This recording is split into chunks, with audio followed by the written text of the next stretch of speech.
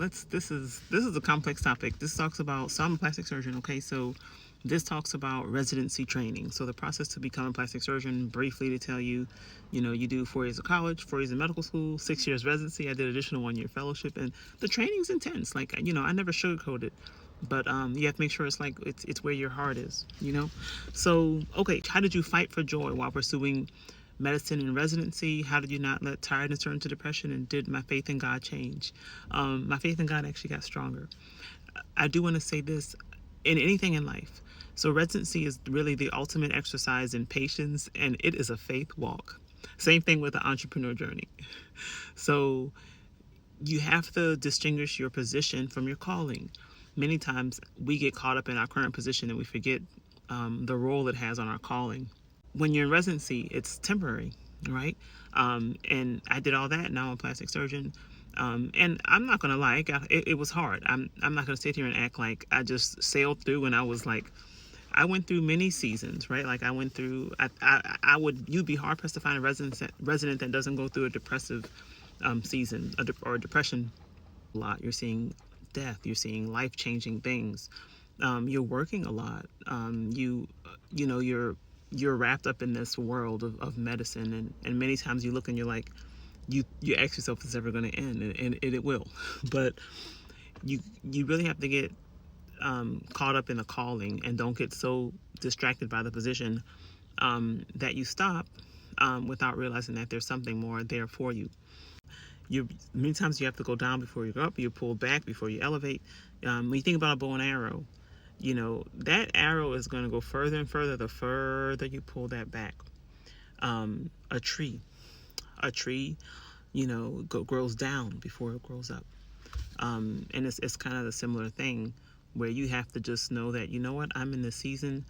Take what you can from the season, right? So there are times where I was, learning how to take care of people and take care of patients. Points in residency and things like that, you stop and you think to yourself, now what does this have to do with what I want to do, right?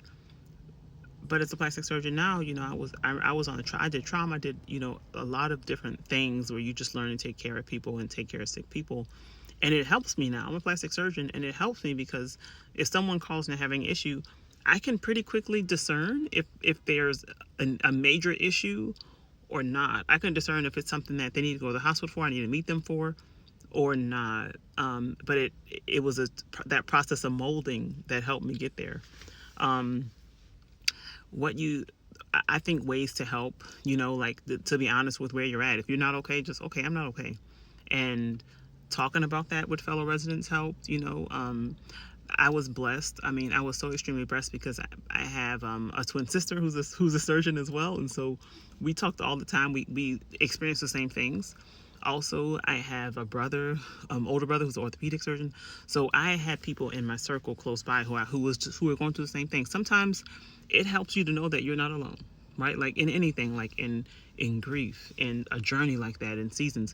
It just helps you know that you're not alone, and you see other people get through it, and okay, I can get through that. As you're in medical school and you're going through and you're trying to determine what specialty you're going to do, one thing that really is going to help is knowing that when you see the resident, when you see the medical student, etc., just know that that's not what it's always going to be like, right?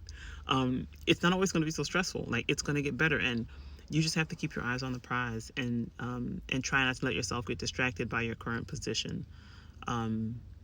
And sometimes what happens is I think people miss their journey or their calling because they get so distracted by the position, and they let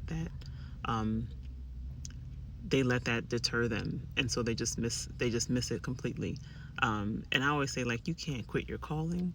We're all going to be held accountable for the things that God places on our life.